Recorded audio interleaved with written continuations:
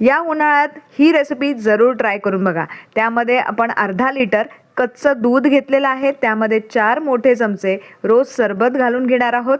अतिशय सोपं आणि मोजकं साहित्य लागतं या सरबताला। याला कलिंगडाचं सरबत किंवा मोहब्बते शरबतही म्हणतात। एकदा ट्राय करून बघा, तुम्हाला जरूर आवडेल। दुधामध्ये हे जे रोज सरबत आहे ते छान मिक्स करून घेऊयात। खूप सुंदर कलर आलेला आहे। आता स्वीटनेससाठी 2 मोठे चमचे आपण पिठी साखरेचा वापर करणार आहोत।